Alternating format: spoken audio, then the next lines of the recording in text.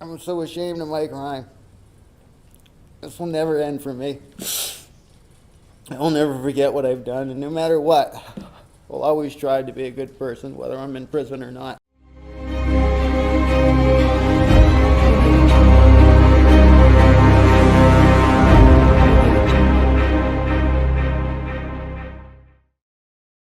This is Valereen Kaleohano-Knittle, who's facing charges for first-degree negligent homicide and first-degree negligent injury in Hawaii. Valereen Kaleohano-Knittle was a regular woman until May 2009, when her life took a dark turn after she caused a tragic accident while driving under the influence. She had a blood alcohol level 3 times the legal limit.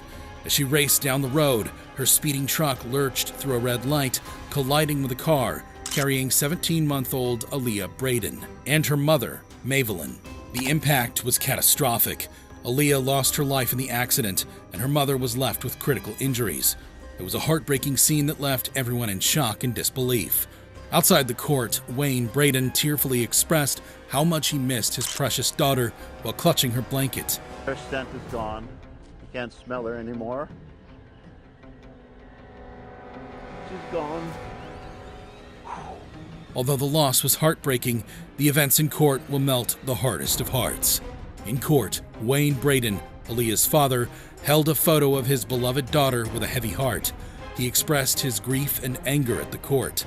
Valereen Kaleohano-Knittle, overwhelmed by guilt and shame, addressed the court through tearful eyes. I work tirelessly to keep drunk drivers off the road. She pleaded guilty to her charges, expressing remorse and devastation. She acknowledged the pain and sorrow she had inflicted on the Braden family. It was a gut-wrenching moment as she begged for forgiveness with tears rolling down her cheeks, knowing she could never undo the harm she had caused. But what happened next was truly extraordinary. In an act of unbelievable compassion, Wayne Braden stood up, approached Valereen, and embraced her.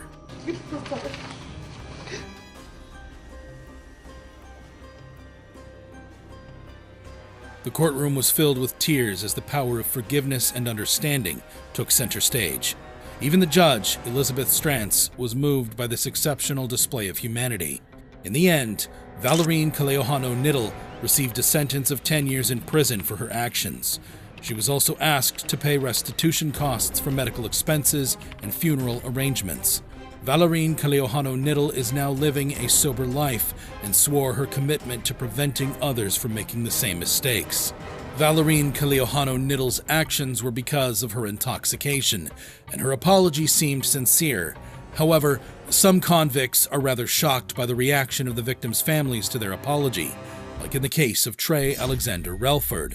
This is Trey Alexander Relford, who's facing charges for murder in Lexington, Kentucky.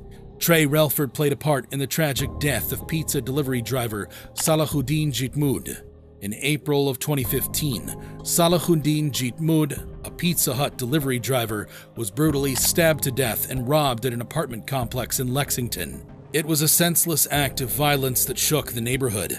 Although 3 people were involved in the crime, Relford was the only one indicted. During the hearing, Relford pleaded guilty to complicity to murder, complicity to robbery, and attempted evidence tampering. If convicted at trial, he faced a potential death penalty, but he accepted responsibility for his actions and sought forgiveness. He showed genuine remorse and apologized to the victim's family for his actions. I'm sorry about what happened that day. But I do applaud you, because it takes a powerful man to know that somebody has hurt them and do what you get up there and say what you just said. I have a child. She is 4. And I can imagine the hurt, the pain from losing her.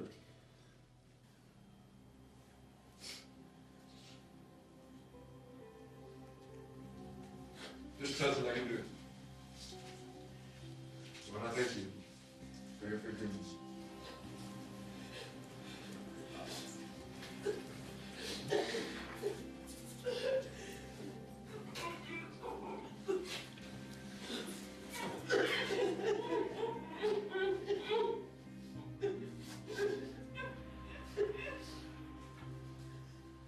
Abdul Munim Sombat Jitmud, the victim's father, did something extraordinary. He forgave Relford and embraced him, showcasing the spirit of Islam. Abdul Munim explained that forgiveness is considered the greatest act of charity in Islam. Forgiveness is the greatest gift or charity in Islam. I have to pour myself out to forgive someone that have wronged our family.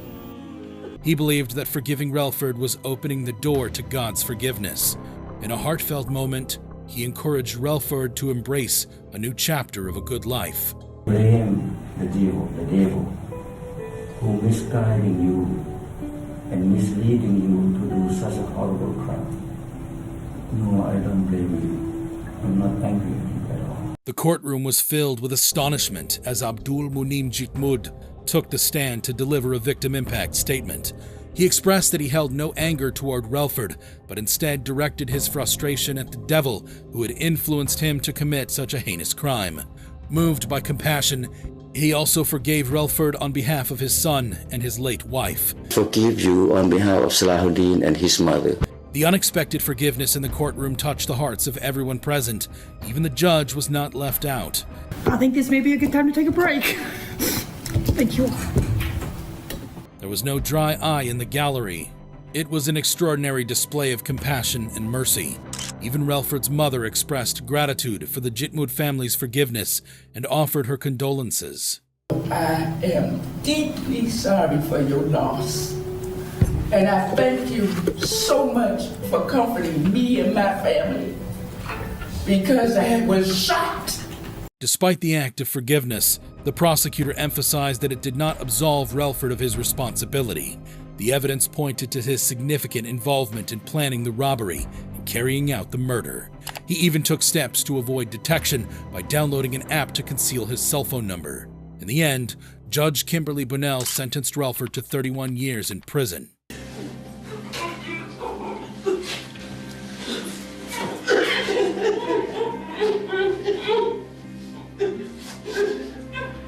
For most people, this was a heartbreaking moment. However, this wasn't the only time a convict begged for forgiveness. There was the case of Luis Prinzo.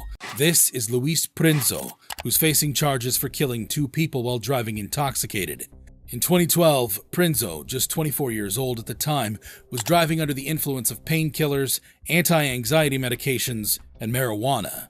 He made a series of bad choices that led to a violent crash on Interstate 95, taking the lives of Meredith Smith and another teenager, Lane Burnside. 2 others were also injured in the accident. Meredith was a shining star with dreams of attending Princeton University, but those dreams were shattered by Prinzo's reckless actions. As the trial unfolded, emotions ran high. This accident took from me all of the milestones: her college graduation, her first position in a career, any marriage or children. She wanted the judge to see the face of the young life that was stolen away too soon. It was a heartbreaking moment that left no dry eye in the courtroom. But then came Prinzo, the man behind the wheel that fateful night. He stood up and read a prepared statement. Not a day goes by that I don't suffer from the guilt. It is such a horrible situation, and there's nothing I can do to fix it or make it right. I know that I'm going to be sentenced to a lengthy prison sentence. I accept that, just as I've accepted the responsibility for my actions. Despite their immeasurable pain and loss, the victims' families showed incredible compassion and forgiveness. They didn't demand the maximum sentence for Prinzo, but trusted the judge to make the right decision. We understand that people make bad decisions, and we get it. And he'll forever be in our prayers, his family. And but by the same token, there has to be a sentence. There has to be a punishment. As the trial came to an end, Smith's father, Robert, expressed his appreciation for the community's support and acknowledged Prinzo's apology. He recognized that accidents happen, but couldn't ignore the burden of grief his family had to carry. The judge finally delivered the verdict. Luis Prinzo IV was sentenced to 16 years in prison, with an additional 19 years of probation. Upon release, he was also ordered to pay $8,000 in restitution and faced a 5-year driver's license revocation. Prinzo's case may have been a result of too many drugs in his system. However, the same can't be said for Eric Windhurst. This is Eric Windhurst, who's facing charges for murder in New Hampshire. Eric Windhurst's life took a dark turn back in 1985 when he committed a heinous crime that remained unsolved for several years. It all started when Melanie Paquette confided in him that Daniel Paquette, her mother's ex-husband, was molesting her. Filled with fear and concern for Melanie's safety, Windhurst made a grave decision. Together, they set off to confront Daniel Paquette, armed with a gun. Unfortunately, the confrontation turned fatal, with Windhurst shooting Paquette from a distance. For about 20 years, the case remained unsolved. However, Melanie later confessed to the police about their involvement in the crime. During the hearing, Windhurst spoke deliberately, expressing shame and remorse for his actions. He recounted the events of 1985. I am so sorry. There's nothing I can do about it. But I am. I'm so ashamed of my crime. This will never end for me. I'll never forget what I've done, and no matter what, I'll always try to be a good person, whether I'm in prison or not. Windhurst said Melanie feared her abuser would harm her family if he discovered she had spoken out. Nevertheless, he apologized for playing God. He confirmed that he should have driven Melanie to the police chief's house instead. In the end, Windhurst pleaded guilty to second-degree murder, hoping his words of remorse and sorrow would somehow alleviate the pain he caused. But even his attorney, Mark Sisti, acknowledged that forgiveness from the Paquette family might be a distant dream. If you think, and this parole board thinks for a minute, that the bill is paid and justice was served, hell no. There's one place for you, and that's back in prison. Windhurst was convicted of second-degree murder and sentenced to 15 years in prison with the possibility of parole. Melanie herself served 15 months in prison for felony hindering apprehension. However bad you think Eric Windhurst's case was, it can't be compared to the sad case of Samantha Davis. This is Samantha Davis, who's facing charges for homicide in Cincinnati. 32 years old, Samantha Davis found herself at the center of a tragic incident in 2016. You see, Samantha was driving her pickup truck on Interstate 275 in Blue Ash when things took a turn for the worse. She lost control of her vehicle while exiting the highway onto I-71, and her truck collided with a cement barrier. The impact was so severe that Samantha was ejected from her truck. Here's the sad part. Her truck flipped over the barrier and plummeted onto a car traveling on I-71 below. The crash claimed the lives of 2 innocent individuals, Sabrina Miller, 41, and her mother, Sandra Tell, 67, who were on their way to the University of Cincinnati's graduation ceremony. Tragic doesn't even begin to describe it. To make matters worse, Samantha admitted to being under the influence of drugs at the time of the accident. Not only did she have to live with the guilt of causing such devastation, but she also had to face the legal consequences of her actions.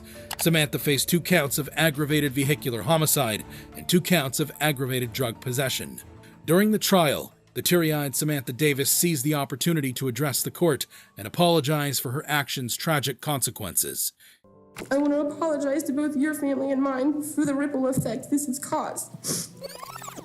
I can't pretend to know the pain or hardships you have all endured these last 3 years. Although I may have my own, my mind is always flashing back to you and reminding myself that regardless how bad I might think I have it, you guys definitely have it worse. In an emotional moment, the victim's family accepted her apology and forgave her. Losing a child in any case is painful. My children have lost both their mother and their sister, and every day it is difficult.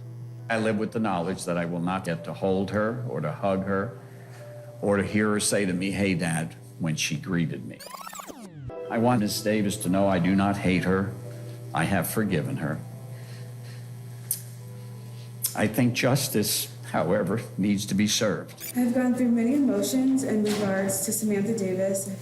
I have compassion for her children and family, and I would never wish on anyone what she's going through. I also feel that there needs to be consequences for what her actions have caused. In 2019, she was convicted and sentenced to 8 years in prison. Justice had been served. or so it seemed. Fast forward to 2021, and Samantha's world turned upside down again. The First District Court of Appeals overturned her convictions on a technicality. They found that a crash reconstructionist police officer had given expert opinions during her trial without providing a written report to the defense beforehand. The court believed this deprived Samantha of effective assistance of counsel, leading to the reversal of her convictions. With her convictions thrown out, Samantha faced a new trial, but decided to take a different path. Earlier this month, she accepted a plea agreement in which she pleaded guilty to the charges. Hamilton County Common Pleas Court Judge Leslie Gies upheld the terms of the agreement, sentencing Samantha to 5 years and 4 months in prison. She was given credit for the 43 months she had already served, which means she'll spend an additional 21 months behind bars. If you thought these actions were astonishing, you'd be shocked at this video of the craziest convicts ever in court.